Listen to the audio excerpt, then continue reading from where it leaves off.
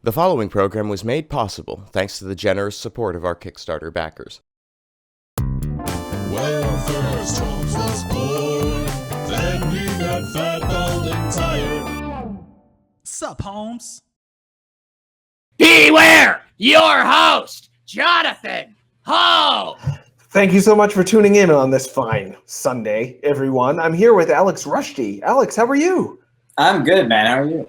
I'm fine. I think I'm fine. Now that Runbow, the game you worked on with 13 a.m. games, is out and running free, making hopefully plenty of cash for the development team. What do you do on a Sunday? What's a Sunday like for your average video game developer, a successful one such as yourself?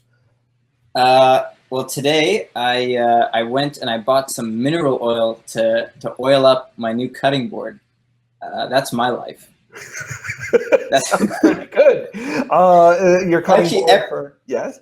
Every game designer does that. Once they release a game, they get their cutting board and they gotta oil it up. You should make a T-shirt.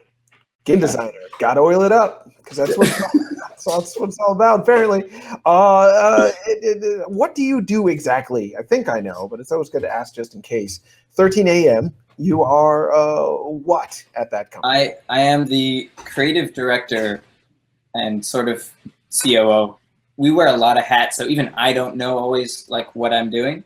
But on Runbow specifically, I was the creative director and designer.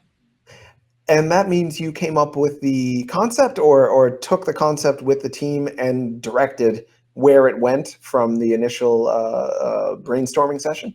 Yeah, took the concept from where it went and ran with it and gave direction to the project. Sounds like a lot of work. When did you first start on that? That would have been in, I think, September. No, let's say July last year.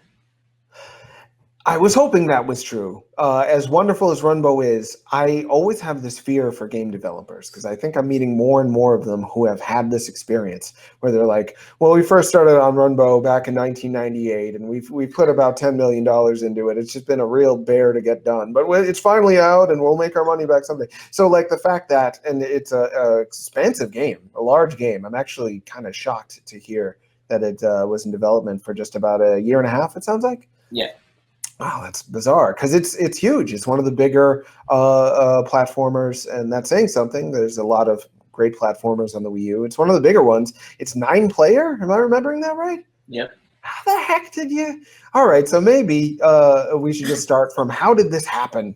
Where did the idea for Runbow happen? How did it happen, and how did you end up getting to make it the way you did? Sure. So the first version of Runbow was actually produced at the Toronto Global Game Jam 2014. So it would have been in like January 2014, a weekend to just, create this one small game. And the theme was, we do not see the world as it is, we see it as we are. So like the initial version of Runbow was just like, let's use that to make a mechanic about color. And we want to make it multiplayer because we like multiplayer games. And, in a jam, it's fun to have people come by and all, give it a shot. So that version of the game, which is quite different from the current version of Runbow, is actually still available to download on the Global Game Jam website. So if you want to see like the first version of Runbow and compare it to the current version of Runbow, you can do that. Awesome. And just for people who may not check it out or just want to know right now what it's like, how is the original version different in terms of looks, play, whatnot? So the original version was on PC. It was 8 players. There was no double jump. Like you couldn't jump through platforms. It was really stiff and fast. The characters were really tiny. There was I think maybe 10 levels, and you only had like a punch. I think you had a dash as well, but like that was it. The art was also really, really basic. So, it looks quite different too. Sure, but it sounds like it sparked something in you and the team that inspired you to keep running with it keep Ooh, you that going was with good. oh That was no good. ooh no I'm gonna kill myself. So yeah, you managed to make a full-fledged game out of it that's currently on Wii U eShop, and you ended up partnering with like, geez, how many different, there's two characters created by Jules Watcham in there, Zeo Drifter and Mutant Muds. There's a character from Inta Creates, a Japanese indie development company that works with Keiji Inafune all the time. Azure Striker Gunvolt's in there. You've got the Drifter from Hyper Light Drifter in there. The list goes on. Shovel Knight, Juan from Guacamelee. How that, just to jump ahead a little bit, was that always the plan to make it that kind of a massive crossover? And how did you go about putting that crossover together? There's a funny story behind that. Mm. A story that I like to tell. So like, there's like an in-between version of Runbow that we took to Indiecade last year, and the difference between that version of Runbow and the version now, one of the big differences was the art. So back then we only had Q, like the dude, and he just had a T for a face, and that was it. Now he's got like eyes and eyebrows, and he can do all sorts of cool stuff. And there's Val, the girl, but before it was just Hugh. And so he just had a T. So when he was blue, we joked around that he just looked like Shovel Knight without the horns. And then when we were at Indiecade, we were next to the Shovel Knight guys.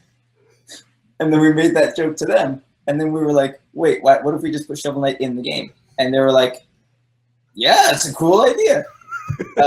This is what I love about indies, because it was just like, because also that's where we met Austin, who did Sports Ball. And we met Over the Moon Games, who did The Fall, and the guys who did Chariot. And we were just like, hey, you know what? Like, you guys just want to like bring your characters into our game? And they were like, yeah. And then we took that to Nintendo. We were like, hey, we got these characters in, and we're thinking like, if we could get a lot, this could be almost like borderline indie Smash Bros. Can you guys, like, here's a wish list of all the people that we wish we could meet. What do you think you could do something and get us introductions? And we didn't think anyone would say yes, because we were nobodies, right? And Nintendo said, yeah, we'll take it and we'll see what we can do. And pretty much everyone we asked for was like, yeah, we're in. But not absolutely everybody. Which there were a couple who, like, you know, the timing wasn't great for them. Sure. And you know, I mean, not to spoil anything, but we do have some upcoming announcements for Runbow leading into the new year. So, you know, I don't want to say too much here. Get in trouble, you know. Sure, but that's exactly what I wanted to hear. So great news. Working with Nintendo, how has that been? Because it is pretty rare to see a Wii U eShop full exclusive. Shovel Knight's on there, and Shovel Knight has eventually come to PS4 and Xbox One, but even that initially was on PC and on the 3DS. Trying to think of another like straight up indie. Maybe Spin the bottle, Bumpy's Party. Oh, and I just interviewed those guys for Nintendo Force Magazine, which was fun, and affordable space adventures they worked on with Nicholas as well. So yeah, but still, there's not a ton of them on there. So that decision making, what went into the thinking that led you to make it a Wii U exclusive? So when we did the Game Jam, we were actually all still in school. We were studying postgraduate game design. So like, we all came from different backgrounds. Like, I'm from film. That's my background. You know, our lead designer, his background was structural engineering. So we just all over the place. We all came into this program, and we were trying to learn about the industry and making games. It was at George Brown College.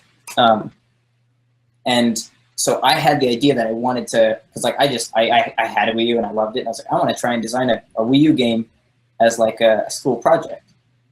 So I got a dev kit from Nintendo, and then we saw Runbow, which people really liked, and like we took it to some student showcases and it won an award. And then we saw the Wii U dev kit, and we were like, to rewind a little bit. So, you know, I've been writing about video games off and on for a little while now. I think I'm heading towards 8 years. And I've never heard somebody just say, and so then we got a Wii U dev kit from Nintendo. Just, you know, we walked down the street and, you know, we picked up a actually, I found it in the Lost and Found. I found it in Lost and Found. It's the weirdest thing. That is slightly weird. Was it hard to get that dev kit though, or were they really open to getting it to you pretty quickly? They were, because I was the same way. I thought like this is Nintendo, and as far as like impenetrable Japanese video game companies go, like they're the big one, right? Yeah. But in terms of like a lot of their initiatives with indies this generation, they've just tried to make that process so much easier. So I literally just had to like sign up on the website. It's just like a portal. It's like, hey, if you want to become a developer, send us this form, and then we'll call you, and we'll hook you up with a dev kit. So like, I just did that, and I was like, I am a student, like I'm working on this as a student project. Like, yeah, that's cool. And so we can presume that if it weren't that easy, if it were, you have to have an office. This is the way it used to be with the WiiWare shop. You had to have an office. You had to like have a certain amount of something, and it certainly wasn't cheap either. Now what is it safe to say that if that weren't as easy as it was, Runbow would have probably just ended up on PC or other consoles? Yeah, I mean, like, to be honest, if Nintendo hadn't taken, because it wasn't just the fact that we could get a dev kit, but also like we said, hey, can we show you the game? And they said, we think this is awesome, and we want you to come down to Indiecade and show it off. And then we like freaked out, like, oh, we gotta make it look better than it is. But like, if it wasn't for Nintendo basically being our cheerleaders, helping us make this happen, like, the game that would have been released would not look anything like it does now. So now their encouragement, and did they like give you advice? Did you like ask for advice and they said we can't give you any, or did you not ask for advice and they were like, by the way, we think you should X, Y, or Z? Was there any of that kind of exchange? I mean, they're more like empowering us to do what we do. But what's cool about Nintendo is that like everyone we talk to in the organization knows and loves games. Mm-hmm. Like there wasn't anyone that was just like a pure business head that was like, gotta monetize that get the microtransactions up and then help you bump. And everyone was just like, we think it's really fun. And when they told us that it felt like a Nintendo game, we were like, all right, we're on the right track. Like that was a big compliment for us. We're like, yeah, absolutely. Did you? Well, I'll ask about your influences in a little bit. I just realized for folks who haven't played Runbow yet, they may not know what it is. They know it's 9-player, and they probably caught on that there's punching and jumping. But it's more special than that, and it is frustrating for me. Similar to Toronto, I think they're Toronto-based devs. Asteroid Base, who was on the show last week, they have a game that's beautiful to look at, but hard to convey exactly what makes it different just in screenshots, and even written word doesn't necessarily get it across. You really have to play it. Runbow, I think, comes across a little better in screenshots, but is still hard to explain, like what makes this not just another indie 2D platformer. You really have to. I've heard it described actually as like one of the premier comedy games of 2015. I'm trying to remember who said that, because it sets you up to think you know the rules and then pulls the rug out from under you in ways that after you learn it, it's just a fun challenge. But the first time it happens, it is laugh out loud funny a lot of the time. But I'll leave it to you to try to explain, what the heck is this, Runbow? What is it? Well, I like that. I actually haven't heard that before. That's quite flattering, a comedy game. But the way that we look at it is like Runbow is a 9-player party platformer. It's got a little bit of combat, a little bit of racing, 4 multiplayer game modes, 2 single-player game modes online. But like at its heart, like the meat and potatoes of the game is a racing game where if you can't see something, it doesn't exist. So as the background constantly changes colors, there will be platforms of the same color, and if they match, you can't see them, they don't exist. And I mean, it's also got power-ups, and it has all sorts of, combat things, and it's got a King of the Hill mode and all these kinds of things. But at its core, it's if you can't see it, it doesn't exist. I think that's what makes it really unique. And 9 players, because we're stupid like that. And I want to hear if you had feature creep, and again, of how you dealt with it, because like again, a year and a half 9-player, single player or multiplayer racing / fighting platformer with 4 different modes and boss fights, and like still puzzled me that you guys managed to do it. But yes, the way I might describe it real quick, if you've watched old Chuck Jones cartoons, not like start of his career Chuck Jones, he did Bugs Bunny and all that stuff. Later, he got like experimental. I think I talked with Tom Bithell about this, who did Thomas Was Alone. It's similar, like use of visual abstraction to have the actual look of the thing be the substance of it as well. It's just not the fact that the screen is green isn't just an aesthetic choice. It's actually a gameplay choice. And the music is so good in Runbow. It's so darn classy, but still youthful and exuberant. So you're playing the game and you're running and you think, oh, I got this. I'm a 2D platformer expert. And the music's like boom, boom, boom, blank. And then like, nope, you got a red screen. And everything that you were standing on that was red is now gone. And like, figure that out, guys, and get into the rhythm. You have to pay, like playing Runbow with the music off is way, way harder. I don't know if you've tried it. It's a test I usually do. Like Mega Man tends to get really boring without the music because you just die over and over, but the music keeps you going. Runbow, without the music to help cue you as to when the next change is going to happen, is actually much more difficult. So music in key with the visuals, and the visuals are key to the gameplay mechanic, and you think you've got it figured out after a couple levels, and then you, like I was saying before, manage to change up the details of how that theme is expressed in ways that keep the player surprised. So great job, you did it. And reviews have been pretty hot, as far as I recall. It's a critically acclaimed video game, is it not? It is. That was. I mean, first off, thank you for the like. It's cool to hear the way you think about the game. Like those are things that the things about music. Even though like we obviously did design it that way, and Dan Rodriguez, our composer, is a genius. It's I haven't played Runbow without music and thought of that. It's hard. If you want to make it's designed to keep you in tune with it and aware of when the next change is going to come, because you have to keep track of both where your character is and what's going on screen, and this kind of larger like. It's almost like you're about to get evicted all the time. And like, if you know when it's going to happen, you can like plan what your next move is going to be. So there's this overarching, like, we're going to screw with you feeling while you're dealing with the moment to moment stuff. Yeah. And the night before, I think the most tense or like least sleep that I got, or any of us got as a team, was the night before launch day, when we knew the reviews were going to go live, or the day that the reviews were going to go live, the day the embargo lifted. Not actually like launch days, what are our numbers, are we going to be able to keep making games for the rest of our lives or not? But like, for me, it was what do people actually think of the game?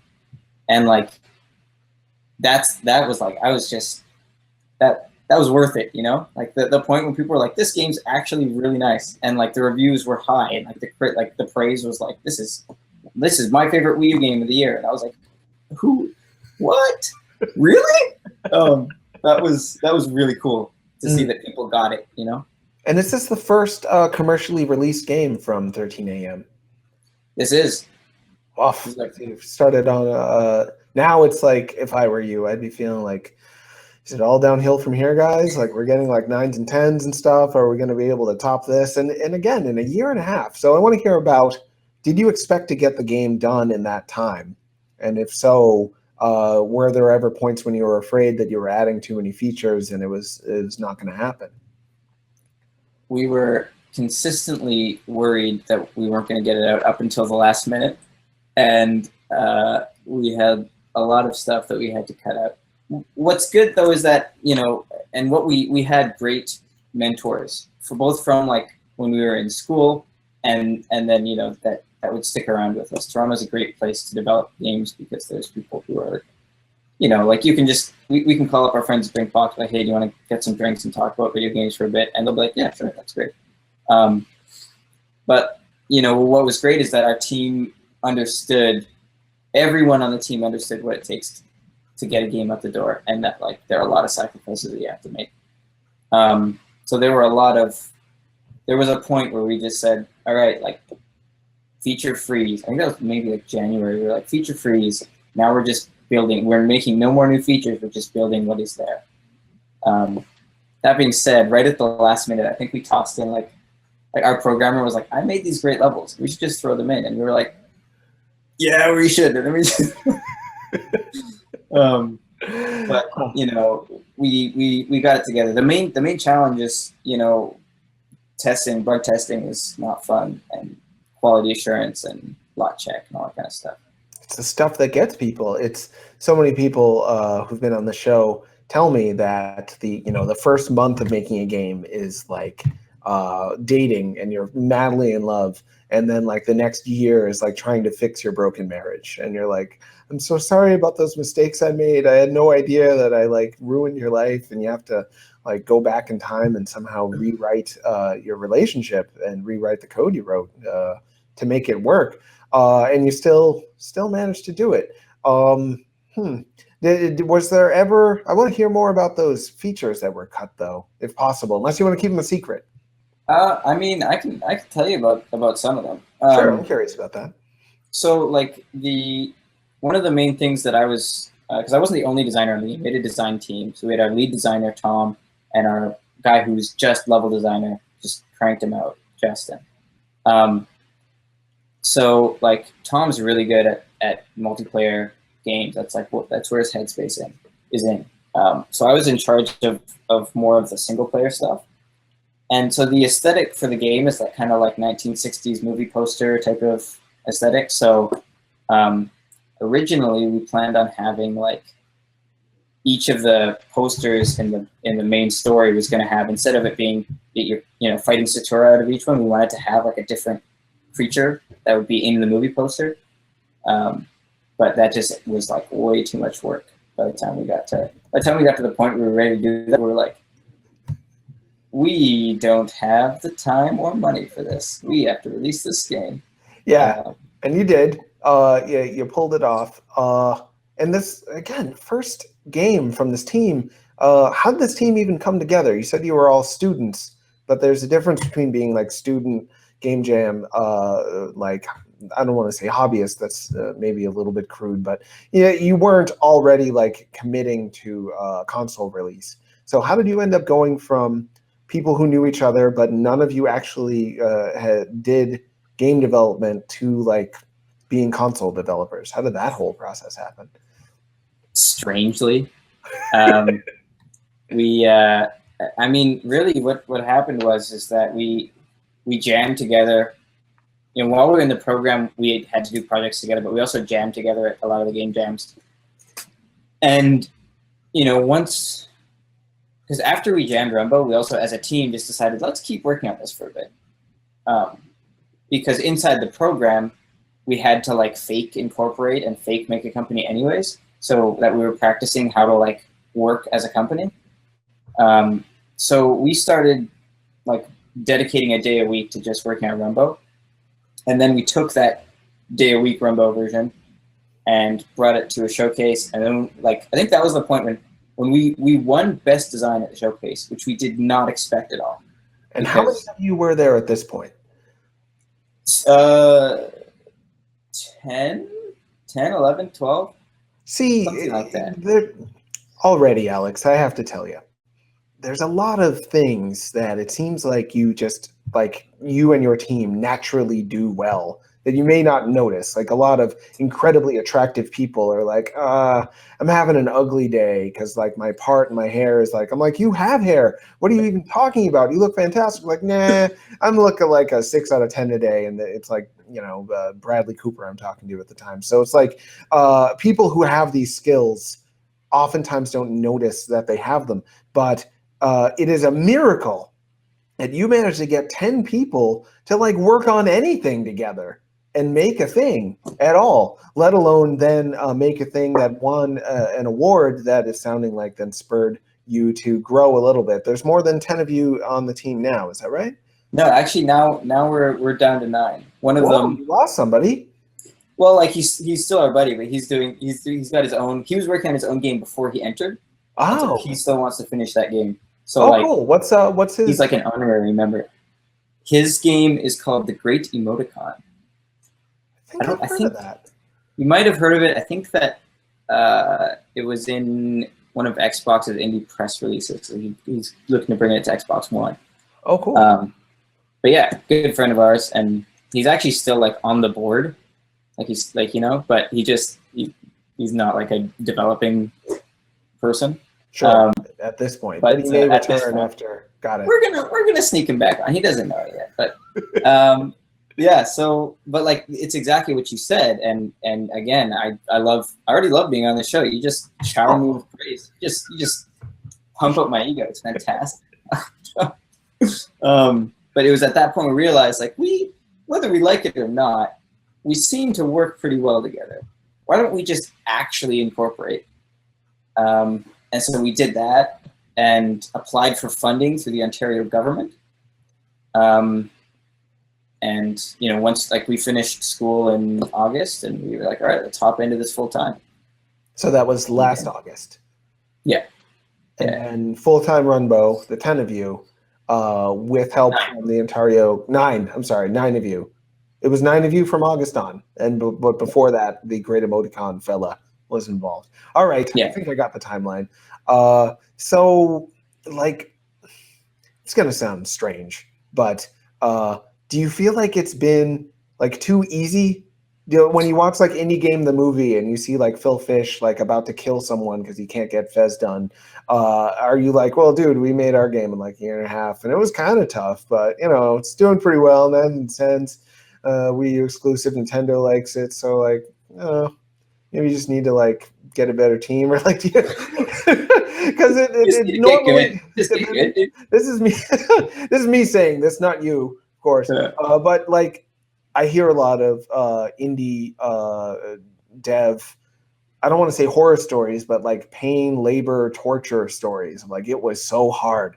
And I'm getting that it was not easy, but I'm not getting from you like that same sort of like we barely survived and got this game out feeling.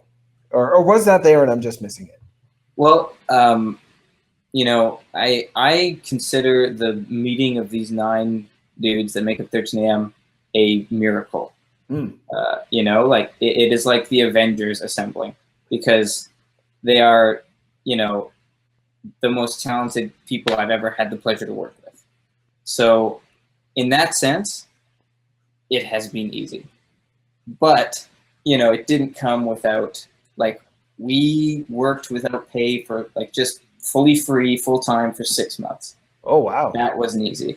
We had to, like, before we released, like, I didn't have a weekend or a day off for like 2.5 months, just every day, So like the horror stories are there, but we're just so thankful that we got where we are because of it, it's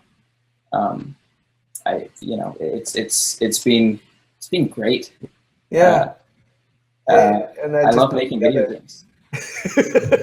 I'm glad you do, because you're doing it and you're going to continue to do it, I hope. So did the 9-player come together because there's 9 of you or was that just a coincidence? I like to say that because I think it's funny. Some people don't get the joke and they're like, what? That's a weird reason to make the game 9-player. I'm like, no, it was a joke. But the reality is that, okay, I don't know if you remember this, but there was a game released on WiiWare called Gyrostar. And it was one of the only, if not the only, that I'm aware of games where you could take a Wii remote, plug in a classic controller, and use both with a buddy. And so I remembered when because we had Runbow running on PC with 8 players. And then I saw the Wii U and the Wii dev kit, and I was like, well, if we can get Nintendo to give us approval to do this Gyrostar tethering, that's 8 with 4 Wii remotes. Plus a gamepad, that's 9. And again, Nintendo, I was like, maybe they won't go for it because, like, it's not how you're supposed to use it. But they're just like, yeah, that's great. Again, like, and then we made it happen. Believe it or not, now you can actually do more than 9. That was the cap then, but now it's higher. But like, we just can't fit not more than 9 players into a screen. Yeah, and I wanted to get to, and I'm assuming the cap is changed because of the GameCube controller adapter. The GameCube controller adapter is still only for Smash, but like you can also you can get more. You can like sync up more Wii remotes now. Oh, okay. Something like that. We didn't bother because we were like, 9 is our cap, and design wise, that's our cap anyways. Sure. Well, yeah. I mean, how did you go about, and what changes did you have to make in the design? I mean, from the start, you allowed for 8 players, but the characters were super small. I'm assuming in part because we have all those characters on screen, you need more real estate for them to run around in. But then you needed to make the characters bigger so you can get a sense of connection to them. You can see them as characters as opposed to just little dots moving around. So what were some of the challenges around designing a game that should work single player or 2 player or 3 player or 4 player or 9 player? What was that thinking like? Yeah, it was a learning experience, because we didn't have a precedent to kind of pull from for that many players in this type of game. So, I mean, for starts, was making the characters bigger, making them more cartoony into the lovable hue and val that we know today. Giving them, of course, all the color options, but then in addition, costumes. So the costumes may seem just like a cool little aesthetic thing, but they're a gameplay thing as well, because the better you can identify with your character, the easier you can pick them out on the screen. Mm-hmm. So it changes, when you wear the Egyptian pharaoh costume, it changes your silhouette a little bit, and you're able to easier pick out yourself at a glance. And that also, the indie characters were another part of that. That helps as well when people are playing. Like, if I pick Scram Kitty, I know I'm not going to look like any of the other characters. I'm going to look like Scram Kitty. But in addition to that was designing levels that, and this was a challenge, designing levels that were still fun for 1 player or 9 player or 4 player. Because like there's like the extreme of having everyone, the minimum of having just 1 or 2, and then like the mid-ground of having 4, which is like a standard that a lot of people play games around. So you'll notice that like the levels have multiple levels and streams that you can move between, because if everyone just kind of is on one level at the start, it's too chaotic. People are just mashing buttons. So you kind of have to spread them out and weave them into each other as they play through the level so they can actually enjoy it. I was listening hard, but this just in. I'm going to be judging a comedy show with Emmanuel Lewis, who played Webster, tonight. That's awesome. Sorry. Normally, live distractions don't happen to me on this show, but a text just popped up. Yeah, it's a funny. I'll tell you all about it later, Alex. So not to distract, but yes. And how did you feel like you had it down? Like, how did you go about? Because one of the things, like you said, bugs are a huge, scary thing. After the inspiration and the joy of creation part of the development process has happened, then like the scary, hard editing parts are bug testing, but also like play testing and figuring out, is this fun? Is this only fun for me? Am I crazy for liking my own video game? Is anyone else going to like it?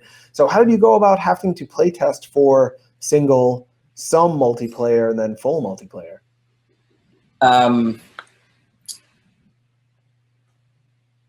With difficulty.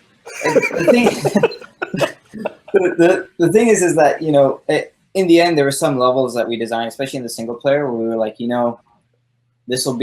this level is probably going to play better single player than it will multiplayer. Like, we just kind of have to like bite the bullet. But one of the things that we found during play testing, was that in general, our game was just too difficult. All right. I like to say that it's easy to design difficult, and it's difficult to design easy. While still being fun. Right.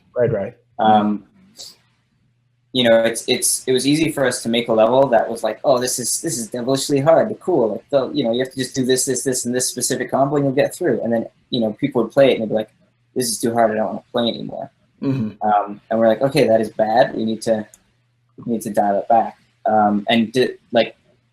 Designing easy levels that are still enjoyable and fun is a very challenging thing. You have to create a space that the player will just enjoy being in and moving through, even if it's not going to challenge them with death spikes everywhere. You got to save that for the last world, the first world's just got to be fun. And that was a challenge that we had to. There was a lot of redesigning that, like late game redesigning that we had to do to make the game more enjoyable. Huh. To make it easier while still remaining engaging. I don't even know how you. I'm getting stressed out just thinking about like having to worry about creating this thing, which is like an extension of you, but exists on its own. Like a video game is like an entity you can interact with independently of you, and then like wanting it to be good, but being so close to it, you can't tell if it's good because you had the idea, so you know it inside from out already. Trying to experience it as someone who didn't create it would be so scary and hard, but you did it. It was weird. It's cool to watch people play a game. It's Yeah. like such a cool thing to see people, because like sometimes it'll be like, that's exactly what I wanted them to do. Great. And sometimes it'll be like, I didn't want them to do that. Crap. Or sometimes it would be like at its best, oh, I didn't want them to do that, but that's amazing. Like they figured out a way to use the game to have their own kind of fun. And like, it's great. Huh. Yeah, well, you just turned around all my bad feelings and made them good. So it's good to do this video game making thing. You like it? Oh, it's great. I mean, like I've got gray hairs from it, but like those are Sure. badges of honor. Yeah, that's right. That's right. You seem so young. Or how old are you now? I'm 23. Ah, what? I'm So turning 24 in December. So you're like 23 going on 24, already got a Yeah. game on Nintendo consoles that Nintendo likes, and uh It's so weird. It's weird for me to realize that. I bet it is. We've talked about good things, happy things. We've had fun, and that's always good. But we should talk about sad, bad things at some point. Have there been any? Like, have there been any things that you wish now you could go back and change? One thing about Runbow that you did change a lot was the look of the characters. Was that something you struggled with in terms of getting it to be both iconic and yet expressive enough that it kind of hooked people in? It's a harder thing than folks might think to create a character who's both like simple enough to project yourself onto, but not so simple that it's boring. So yeah, maybe tell me about that. Was that hard? You know, the that was spearheaded by Takashi, our art director, one of our art directors, who was like, you know what, I think we can do better by these characters, because and so like he's great. Like we just sat around and brainstormed some ideas, and then he just took them and refined them, and we were like, yeah, that's perfect.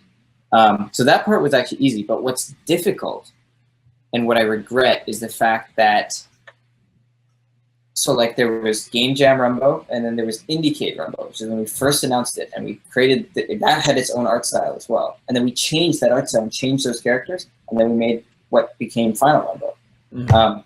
But like what we regret is like making or releasing the stuff from Indiecade Runbow, because though that art, those characters, those screenshots, the assets that we uploaded are all out of date.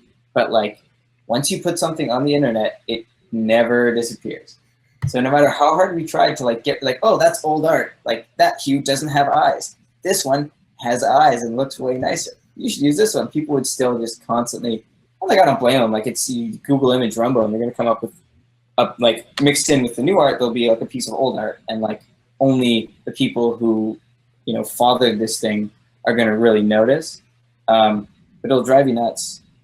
That drives me nuts sometimes, because I'm just like, you're so close. Like we have this nice shiny new piece of art with the new screenshots, but that's actually an old screenshot. We don't even have that level anymore. So just whatever you're going to put online, just try to put whatever is going to be final online. So people who want to write about Runbow or look at Runbow, they should probably just go to the official site and find those assets as opposed to Google image search, which can give you anything. Jeez. I think the image I got from this post is right. It's got Juan and Shovel Knight on it. I almost didn't use that image for the Structoid post because I thought, well, I don't want people to think it's the Juan and Shovel Knight game. And they're actually, both those characters are going to be an Indivisible, a neat RPG by Lab Zero that I also wrote about today. From So the Skullgirls people, right? yeah, that's right. Yeah, the game was gorgeous. Yeah, it sure does. I hope it gets funded. It's like halfway with a week to go. But that brings me to another question. Do you feel like there was any branding confusion, and were there any downsides to doing the crossover? I know it was obviously a lot of fun for you to work with everybody, but I hear, just telling you how it sounds to me a lot of the time. When Runbow first came out, people were like, fresh new thing. That's why I like indie games, because it's like not like the other guys. These are kids like just going nuts, not even really totally thinking it through, just blasting out an idea that's going to be unlike games I've played before. And that's what Runbow was when it was first getting talked about. And then as he started announcing the crossovers, I saw people excited about the crossovers and some backlash. I saw some like, oh, there is Shovel Knight's in like every game now, and they're just trying to sell me on their game thanks to Shovel Knight. And it was kind of the opposite of the initial image, which was like, oh, fresh new thing. And instead, it was like, oh, they're trying to sell me on something they know I already like and like pander to my indie tastes. And I hope that backlash didn't actually affect you. It's the internet. So people are going to be negative about anything that's potentially interesting or good, because anything interesting or good will eventually inspire two sides of an argument. But from you, was there any effect? Was there any bad side to the crossovers in that way? There was definitely on our end, there was a worry that by doing this, we were like watering down our brand, that people wouldn't care about our characters and our game proper, because like we created these cool characters and the story and all this stuff, but we were worried that it might just sit in the shadow of these cool indie characters that have these established fans and audience. So we were careful about how we implemented them, and that kind of stuff. But also, you look at our trailers, for example. Before we announced the indie characters, our trailers sat in like maybe the 10s to 30,000 views, and then I think like our guest character trailer, like our newest one, is at like over 100,000, right? So there was that huge jump. But in addition to that, our trailer that we released at E3, which had no guest characters in it and was just about our game, also was at 100,000. Mm-hmm. So we were like, we don't know. Like, let's see what happens. How's the community gonna react? And like, there's definitely a lot of people who are like, I'm just gonna play as my indie character, and I want them, and that's what I'm here for. But what made us happy is that like there was a lot of fan art, and we're gonna post it on the site because we love it. But like on Miiverse especially, and on Twitter and all sorts of stuff, people really liked the characters that we made, and they liked the game itself. Outside of the indie character stuff, there's a lot of people really like Satura, the villain. She is being the most popular character, which I like. She's my favorite. So I was going to say, I thought it was risky as well that your two main characters, and I'm blanking on, I know Hugh's name. Oh, Val. Hugh and Val. I thought that's how you pronounce it, but I was scared I was doing it wrong. So Hugh and Val, they are sort of ciphers. They're blank slates in a lot of ways. Whereas your villain has so much character, almost to the point where it kind of felt like she overshadowed the protagonist in some ways, but not in a way that was undesirable. It was interesting to see how things were going to play out with her. She's sort of like a Carmen Sandiego, sort of a criminal with an agenda. It kind of feels like. Is that a femme fatale type of? Yeah. But at the same time. And this is maybe something there's nowhere to go with, but I can't help but be curious. People, I think, were surprised that there's a male and female protagonist that kind of get equal play in the trailers, and they're both kind of strong looking. Like I grew up with, we were talking about Chuck Jones earlier. I grew up with Looney Tunes, where like every male character was just like a character, and then the female character was like that character with boobs now wearing a dress. Or like the Miss Pac-Man effect. It's like, your character, the girl character is the same character except with a bow. So did you intentionally avoid that kind of like, we have our default character and then the female version of that default character design thinking? We did. And, we kept Hugh and Val as a blank slate because really, they're the player. Like, the reason that you can customize them is that you can. Do you want to be the green Val ninja? Then you can be the green Val ninja. And there you go. You want to be the pink Hugh pirate? Like, that's you. So that, I think that the personality comes out more in the costumes and the colors that you pick to build your character, and then you can assign those personalities to them. Whereas Satura is her own actual character. But I mean, another thing that we were careful to do is like even in the UI, there's like a button and you flick left and right, and there's just a little detail that we thought was important. But when you're flipping between the characters, that it at one point it was male, like the male or female logo for the male and female brand, and we cut that out. We were like, no, it's just body shape. Like, if you can pick to identify with your character however you please. We don't want to dictate that at all. You're just changing body shape. If you think Val is a dude or whatever you want to identify her as, then that's you, right? Like, why should we pick that? Sure. So this speaks to a thing that's just kind of on my mind anyway. So maybe we shouldn't talk about it. I'll leave that up to you. Capcom changed something in Street Fighter V. I wrote about it today. I wish I wrote about it better, but I was on a time crunch. So I wrote as good as I could and tried to be a little bit light about it. They made it so the camera no longer zooms in on Rainbow Micah's ass when she does a super move and like slaps her ass. She still slaps it, I think. Just the camera pans up. And people are like, God damn it. Capcom is bending to the will of feminists and social justice warriors and blah, blah, blah. And I'm thinking, well, Capcom probably just like wanted to make money. And they thought, well, are we going to make more money by making a game that may alienate a lot of potential players because they're like, that's kind of tacky. The ass. It's not like she just slaps her ass. Like the screen is filled with ass and color. That's a lot of ass. I've seen it. There's a lot of ass in that shot. You know what I'm talking about. And with Runbow, you didn't fill the screen with ass. Was that because you were like afraid of critics, or did you just think, well, maybe it's a little bit inclusive, more inclusive anyway, for folks? I guess what I'm asking in a long-winded way is, was there pressure, or was it internally just what you wanted to do to make the game as inclusive as it ended up being? I don't think there was any pressure at all. It just, Runbow is the game that we wanted to make, and we had to think about our audience. Who is our audience, And we want it to be. We just wanted anyone to be able to play it. Like, I wanted to be able to play this game with my friends who are like, core gamers. We can get competitive with it. But I also want to be able to play with like my, 6-year-old cousin or my 6-year-old nephew, and he can still enjoy it in the same way that I can. So it didn't really cross our mind. It's like, are we being too offensive or sexy? I mean, technically, Hugh and Val are default naked all the time. True. ESRB didn't mind though, so. Yeah. So inclusivity, this is something I'm hearing more and more of in general. People are creating characters as opposed to the 90s like mascot era, where it was like you had to have a certain level of edge and uniqueness or whatever.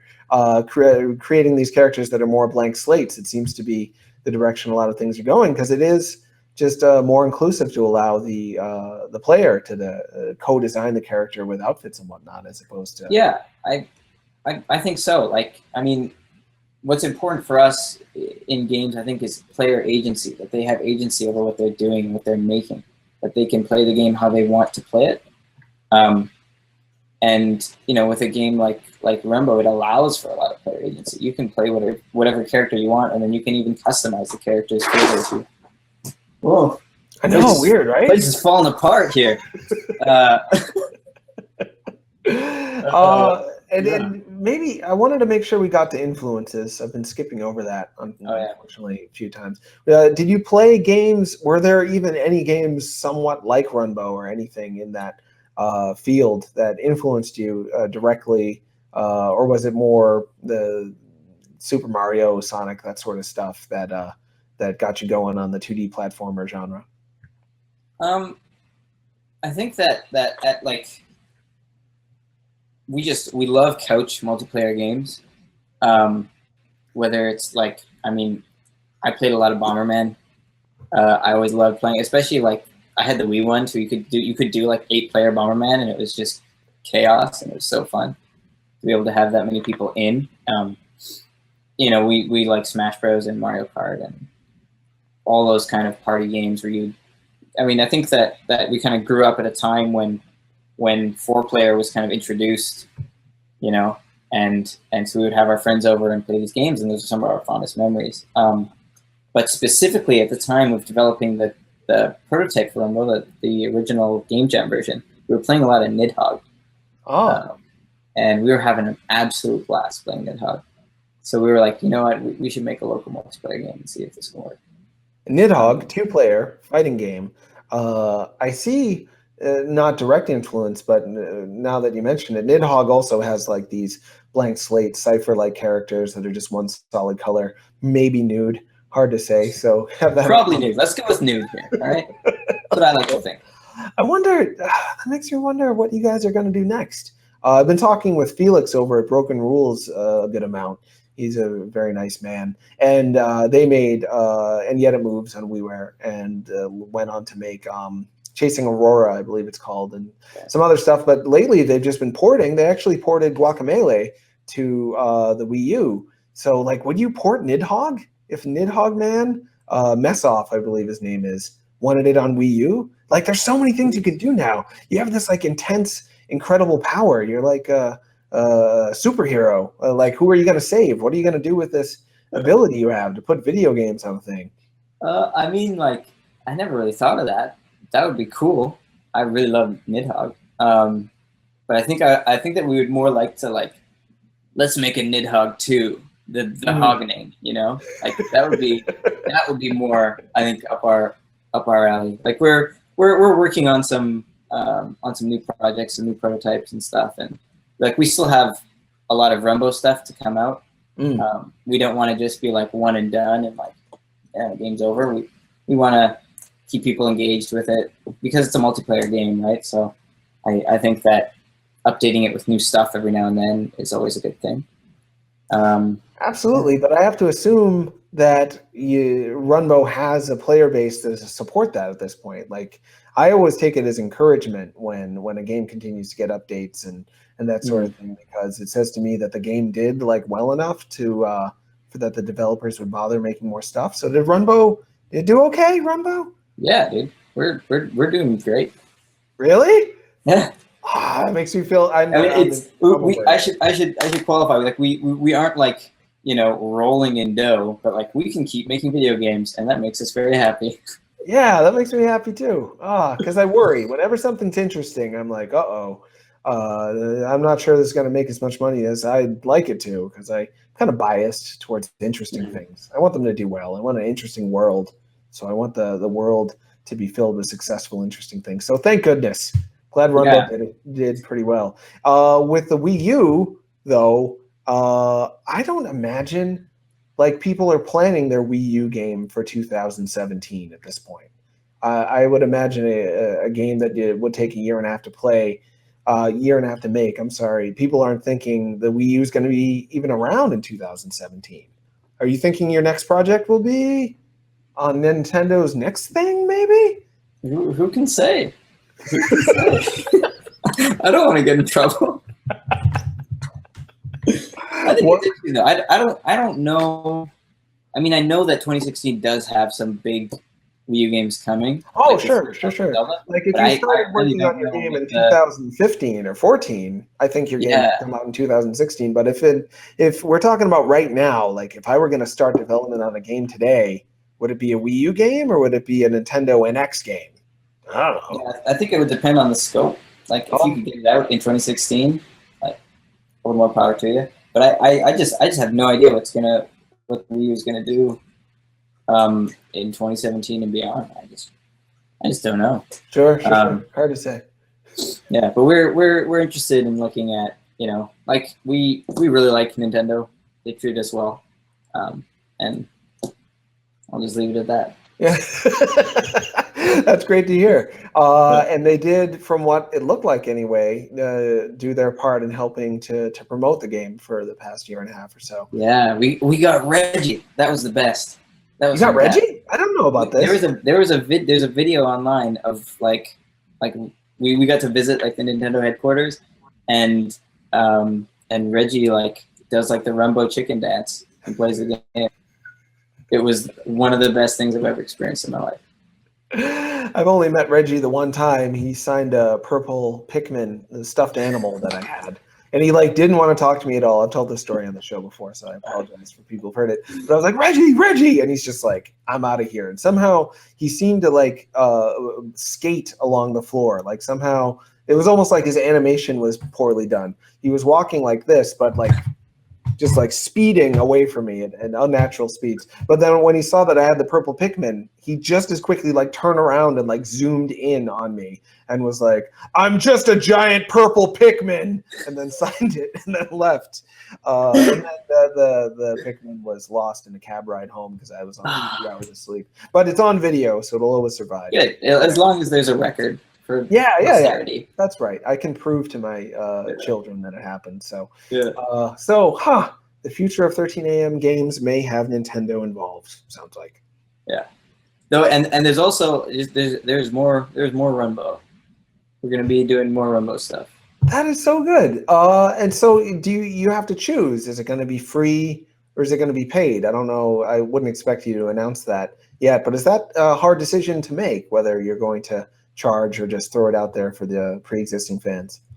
It is, because like, I mean, we want to offer something to our fans and we want to thank them.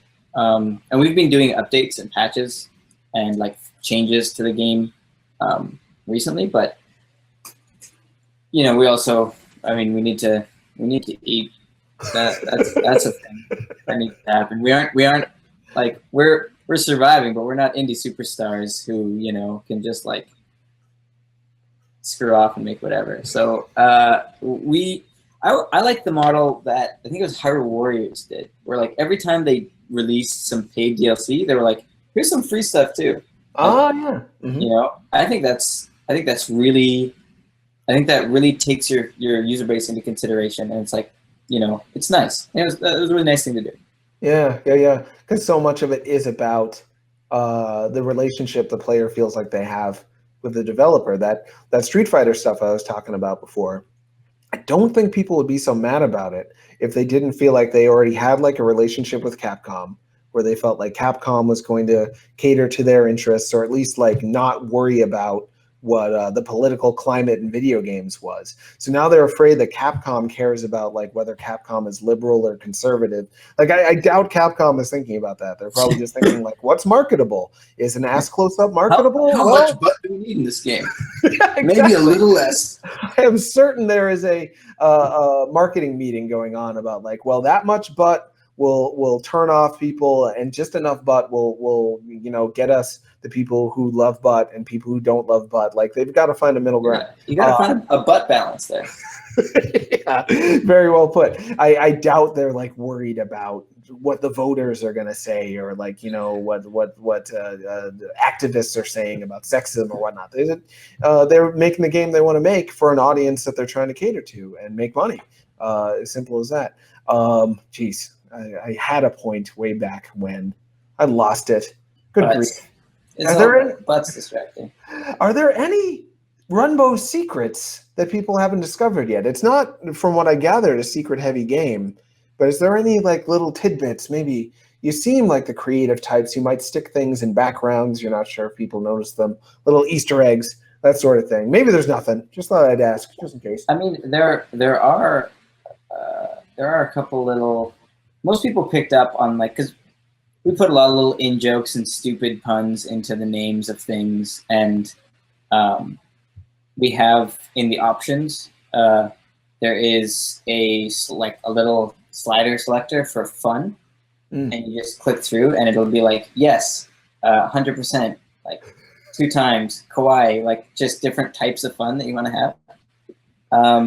Do those sliders? I totally missed this somehow. Do they do anything if you like slide the fun? They set the type of fun that you want. So it actually affects the game? Maybe. I mean, it wouldn't be Who that can say? nothing, right? That Who would can be say? ridiculous. Yeah, that would be really unfair. We would never do that. Oh, I remembered another thing people wanted to know.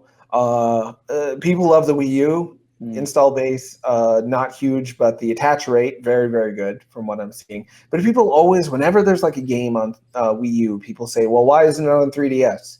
Have you gotten any of that? And is there any plans for 3DS? Maybe. 3DS is interesting. So we love the 3DS, and we think that's great. We built the game in Unity, and Unity was announced for the new 3DS.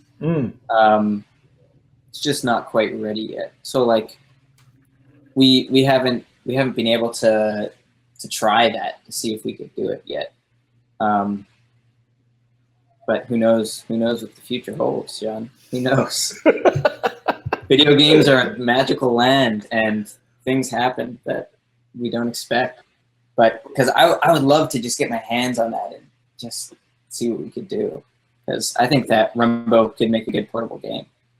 Even though, because screen real estate is such an important aspect of Runbow's particular design, any fears that the characters would be too small on screen, or you know from the initial version, the Game Jam version, that small characters work?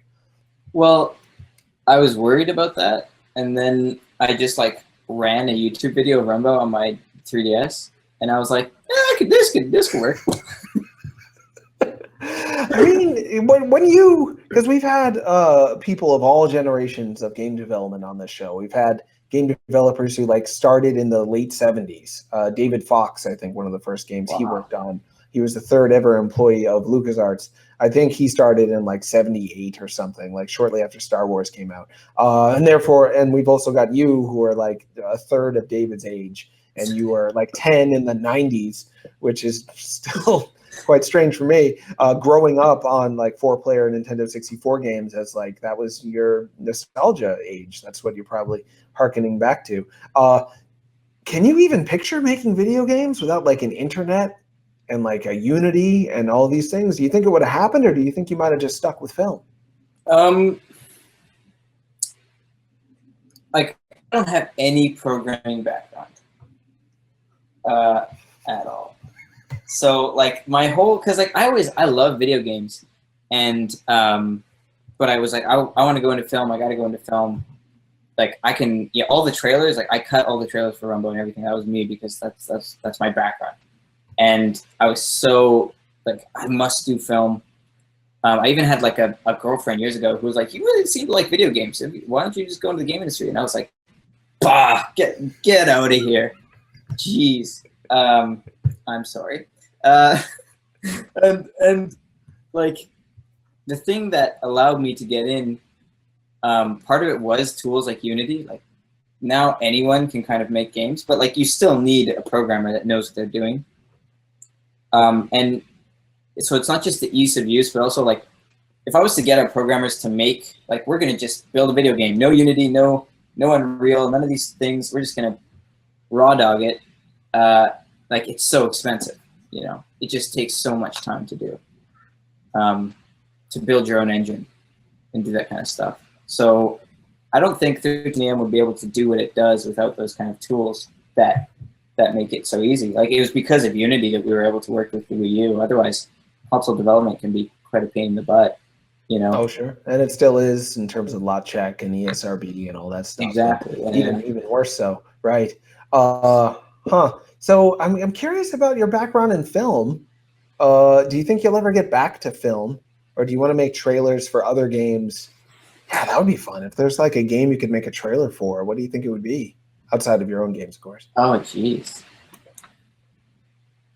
I don't know. I'm a big fan of Platinum Games. I really like what they do, and their animators are like top notch. So it would be cool to like direct a Platinum Games trailer, but it'd also just be cool to work with Platinum Games. But yeah, absolutely. I wonder if you could get. Jeez, I don't know. I actually, on the sly, I tried to get independent video game developer, or they'll remain nameless, who also does for hire work a lot of the time, a lot of licensed products. I tried to get them a crossover with Bayonetta because they like have similar characters, and they were all for it. And then Platinum Games was like, talk to Sega. And I was like, okay, I'll email Sega. And Sega's like, who are you? And I'm like, yeah, I guess this is kind of ridiculous of me.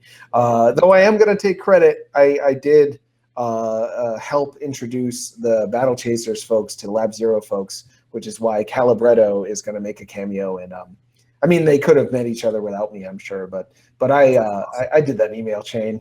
Oof, I like That's to. Yeah, that's fantastic. Yeah, it's fun to try to do things, Fantastic. as you know. Yeah, so I wonder, would you put Bayonetta in Runbow if they let it? If they wanted to put Bayonetta in Runbow, I would be honored. I will. If Hideki Kamiya is listening, or we could tweet at him and try not to get blocked. Like, I've been blocked twice by him. It's not gonna like I actually interviewed him, and it wasn't like the best interview in the world. I don't claim like he liked me personally, but he's met me, and I was like, "I love your games, Beautiful Joe," blah blah blah, and he was like, mm-hmm. And then like next week he blocked me for saying thank you to him because it wasn't directed enough at him. There was like someone else in the email or the Twitter chain, so blocked. Yeah, I get it. That makes perfect sense. He's having fun. He's doing his thing. He enjoys it, so I can't complain. So there was the 4-player games of the N64 era that influenced the multiplayer aspects of Runbow, but were there games you looked to in terms of 2D platformer design for schooling and influence? Because one of the interesting things about you, and there's a whole laundry list of them, but one of them is that you are one of these guys who just goes in and it's like, I'm going to design a video game. I'm not going to do the programming. Sounds like you influenced the art, but didn't like do the actual art. You're just like, I'm going to make up like the mechanics and the levels, which is what so many people want to do, but they are unable to just jump into that job. And yet you jumped into it and have done it clearly pretty darn well. So did you have games that taught you how to do that, or did you just jump in and do it as you wanted? I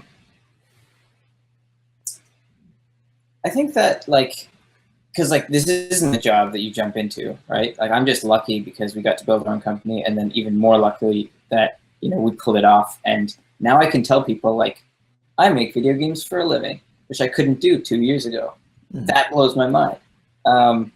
I think that of all the games that taught me how to design, the games that told me, hey, maybe I could do game design, were the games by Treasure. Oh. Gunstar Heroes, Alien Soldier, Ikaruga, Sin and Punishment. Those so clean and clear in how they deliver and teach mechanics to the player.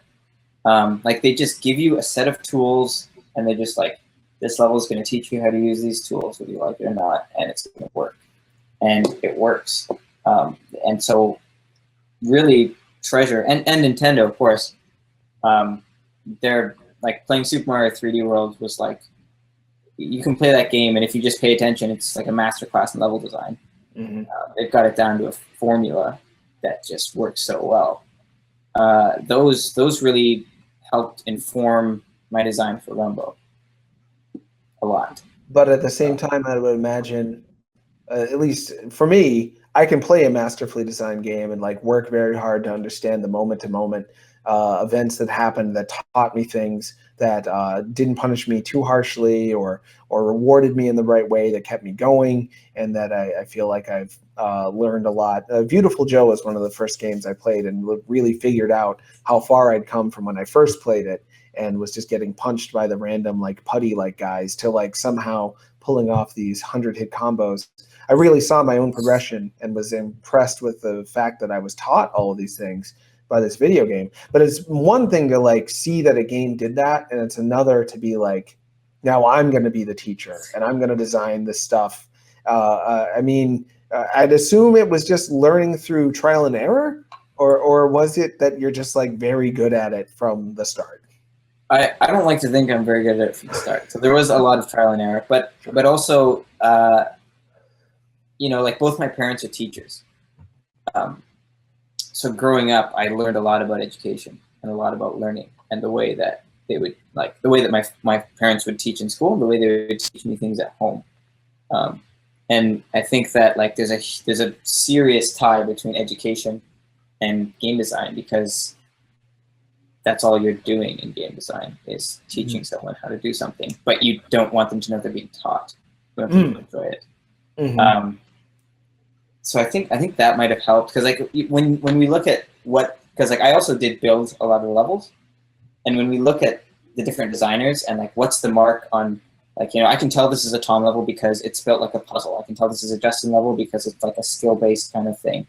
And most of my levels, I was just trying to teach the player a new thing, So I was, teaching them the color mechanic, or how to triple jump, or how to butt pound. That's what I enjoyed designing, and seeing if it would work.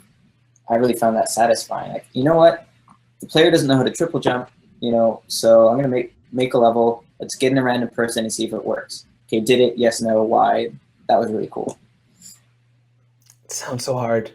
Like, I'm just thinking about how stressed I would be if I had to like somehow teach a lesson to someone I'm not even physically seeing, and just hoping they learn it. Thousands of people that Yeah. they have to get it, or they're gonna go on NeoGAF and get angry. It sounds so bad. But you did it, so congratulations, and I hope you keep doing it. And then there's I wonder if you've had any interactions with folks who just like don't want that kind of game, because we've been talking in somewhat absolute terms about like what game design is about, and I think it's implied that this is what it's about for you and for me. But there's some people who would tell you what video games are about is just having a consequence-free place to just break the stuff. And they're like, I don't want to be taught a game mechanic. What's even a mechanic? I want to walk, and I want to blow up the thing, and I want to get in the car, and I want to drive, and I want to like sit by the beach, and I want to like call the person on the phone. They just want total freedom. And that's a whole other school of design. How do you design a game that makes that fun and interesting? I wonder if you'd ever want to make a game like that, now that I'm talking out loud about it. Would you want to make one of those wandering around games? I would love to, because I think that there's a challenge in there. I guess that at its core, one of my favorite quotes in video games ever was from Iwata, Mr. Iwata, who said that games should be, and I'm paraphrasing, but games should be just one thing: fun for everyone. Mm-hmm. And so, if I'm making a game, I'd love to try to make a game about wandering and, just doing whatever you want. And like, how do I make everything that you can do fun? I think that's a cool challenge, and I'd love to try it. Because there are games that, like, there are people who are just like, Rumbow's not my type of game, and like that's fine. And there are people like I tried to get into League of Legends, and I think it's a cool game, and I respect it, but like it's not my type of game. And figuring out what makes those different types of games that people like and don't like tick, I think is really cool. Like, Animal Crossing is totally different from Bayonetta, but they're both super cool games. Yeah, absolutely. Because we all have different moods, different interests, and we're at different places in our lives when we're in the mood for one thing or not in the mood for another. But did that affect, like you said, Runbow?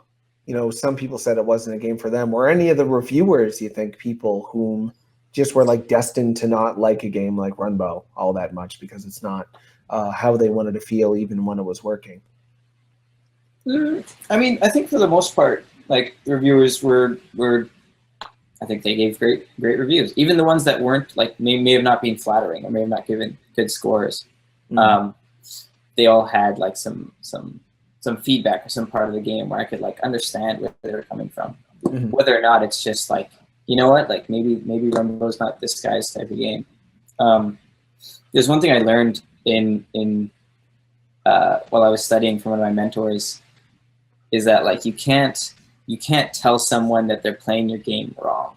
You just can't do that. Like not only for them, because like that's a bullshit excuse. Like why did you enjoy my game? Well, you're not playing it wrong. You're not playing it right. But like just for your own like health, just embracing the fact that like someone didn't like the game. Like, that's actually okay. In fact, that's cool. What didn't you like about it? And so, like, for future games, maybe I can make something that would appeal more to you. You need some sort of healthy self-esteem to take that tact. It seems like you've got one. Have you always had a healthy self-esteem? No, did you have like a self-loathing period or anything? I'm in a constant state of self-loathing, actually. No way. With that No, head of it's hair and that lovely beard? I'm pretty happy with this hair. Yes, you should. It's your entire escaping of the face. It's like borderline Drake levels. I just got dressed up for you. That's just because I knew I was going to see you. Well, I'm flattered. That's it. Yeah, but I've seen pictures of you at events and whatnot. You're a clean gentleman. But do you think it took a certain level of self-confidence, self-esteem to get this game done? And if so, did you find it in your team? I'm sure it's, of course, a mix of both, but the team certainly emboldened itself and each other. But I guess what I'm asking is, like, do you need to feel good about yourself in order to make a decent video game? That's a It's a weird one. question. Yeah, It's I a don't know weird where it question. came I like from. that. Just came out of nowhere. You may not I- have an answer. That's okay. Just Well, throw it out there. I do know this. There, in my opinion, in order to make a good game, you have to be detached, and you have to just like keep ego completely out of it. Because even like, maybe there's a story that I want to tell, and I think that people will like it, so I want to make it into a game. And I want to tell this story. I still have to keep in mind that like what I'm making is not just expression of myself. It's for the player, right? Like the player is part of the process of creating this product. A game isn't complete unless someone plays it, right? So I used to study visual art and design, and there was kind of the thing where I tried not to look at art so much as self-expression as much as exploration. I would just try things and see what worked, and sometimes it wouldn't work, and I would just be like, hey, that's okay, next thing. Like you just kind of have to keep moving through it, and our team is really good at that. They're really good at leaving ego out of it and realizing that whatever we're making, you're making it for the player. Huh. And that's actually one of the reasons why some people say video games are not technically an art form, because the player is so involved that it's not just a singular expression of an idea. It's in fact a tool you're creating for someone else to utilize in the way that they see fit. I've always thought that was a load of bunk, though, personally. I studied a little bit of art and stuff back when I was younger, and one of the first things I learned about composition was like you need to engage the player's mind and have their eyes dart where you're like suggesting that they dart, but you have to be ready for the idea that if you let's say you're painting a scene in a field and there's a dog here looking up at the sky, and then the clouds are shaped in such a way that like twirl down to this building, and then over here there's like a little park and a picnic. But what if they don't like the dog, so they don't look at the sky? Well, what else are you going to give them to do? As wonderful as a painting may be in terms of how it's technically crafted, if the composition is boring, people are going to look at it for a second and be like, oh yeah, it looks shiny, and then move on. So for me, video games do the same thing. Like if you park yourself in front of a game and you're like, look shiny, but your mind isn't activated to wonder where your mind is going to go next, you're probably only going to play it for 5 seconds before you put it down. So to me, art engages the brain in the same way games does, and therefore games are artish, or kind of art. I like that, because I think that as well. One piece of art can be interpreted by so many different people in so many different ways. Mm-hmm. Just like a game can be played by so many different people in so many different ways. And what can be really beautiful is when that art, the game, then through play creates more art. Like people have done, like in Minecraft, right? Like that's a game, but it's also just a place for people to create. Mm-hmm. Or in something like a fighting game, right?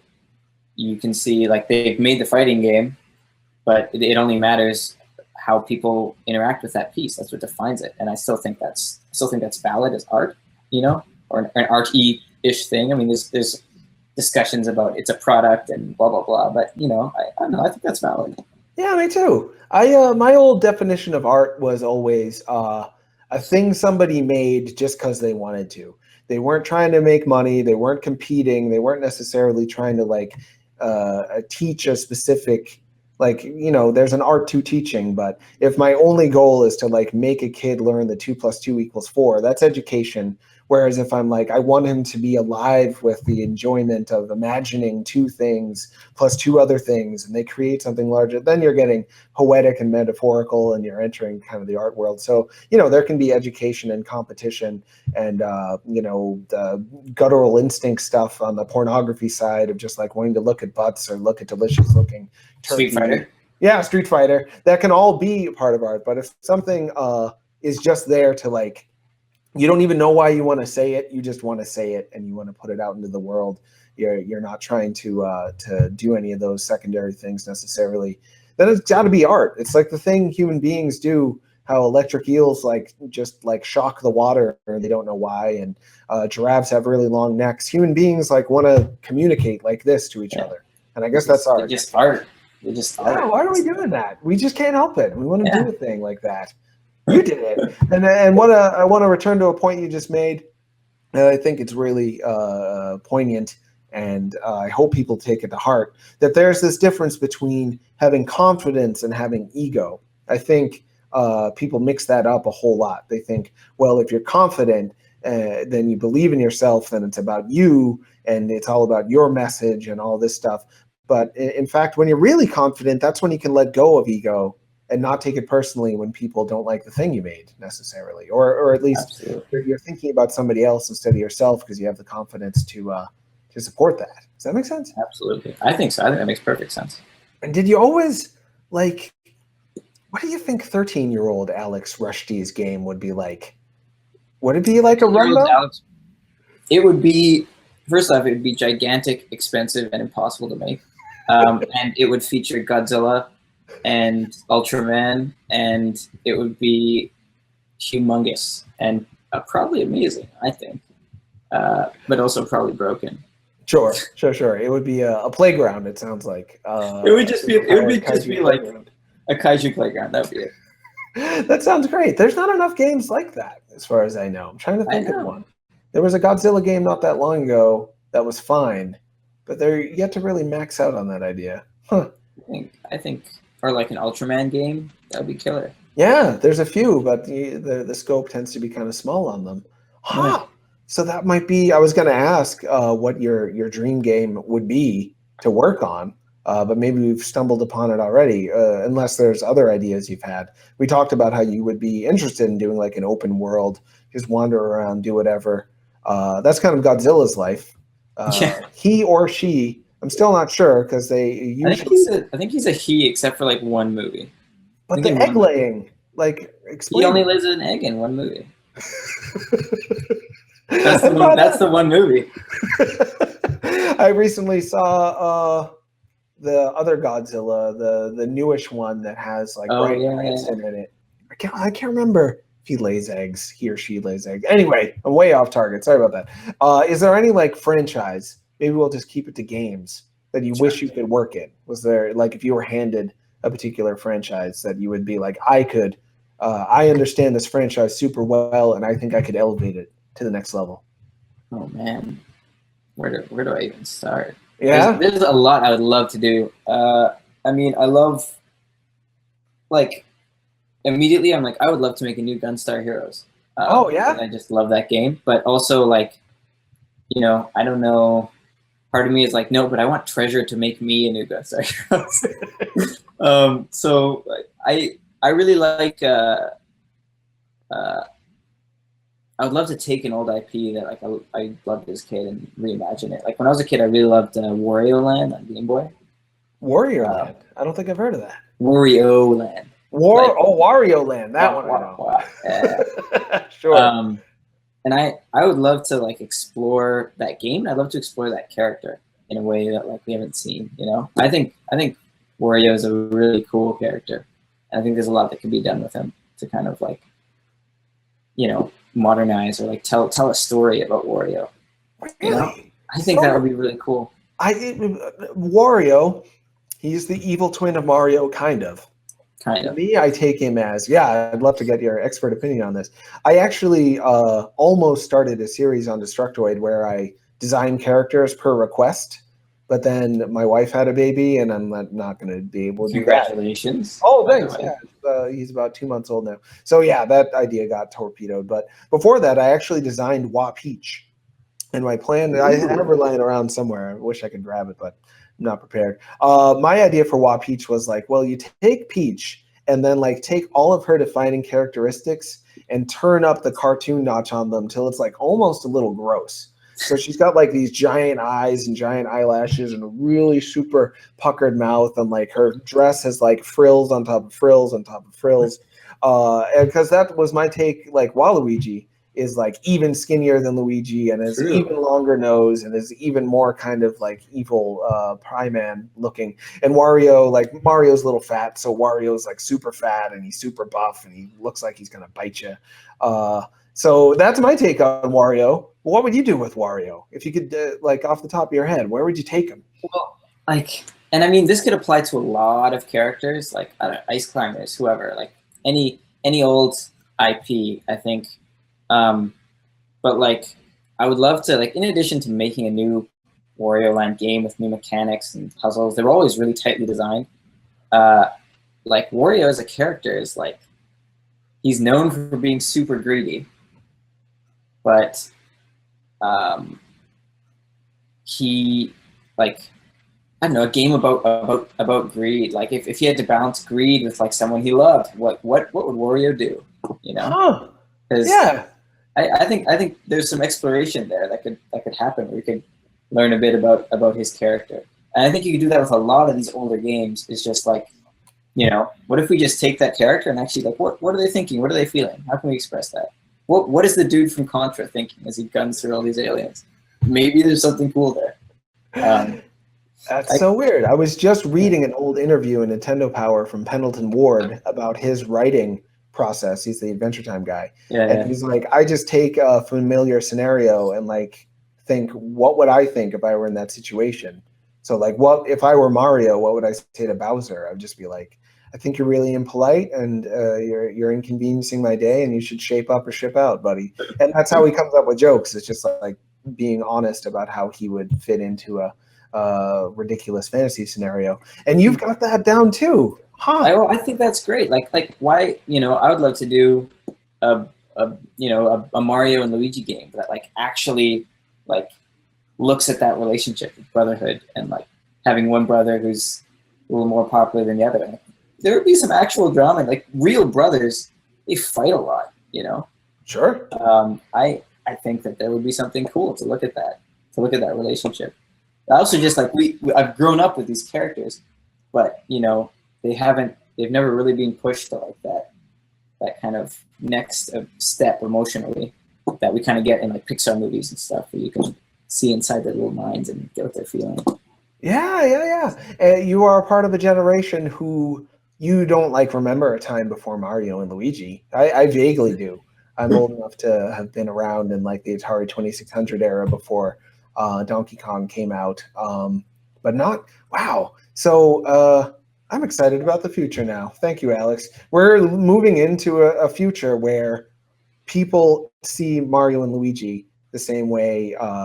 You know, we see Mickey Mouse and Bugs Bunny and all that stuff.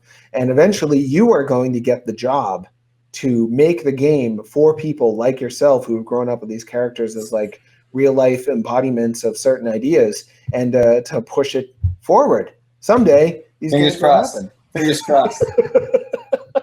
Well, I couldn't be happier about that. And I was too chatty and I blasted through the questions. So the questions didn't happen, and sadly we're out of time. I got to go down to, if anyone watching tonight, like you have to be watching live, if you're in the Boston area, Davis Square Theater in Somerville, right off the Davis Square stop. Tonight is the comedy festival with me and Emmanuel Lewis judging.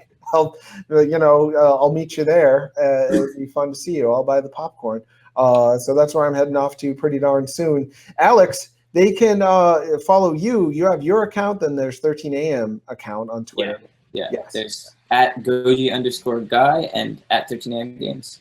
And your video game, Runbow, currently on the Wii U. You can buy it. It's got tons of crossover characters and upcoming DLC. From the sound of it, maybe there is. I hope so. Who can say?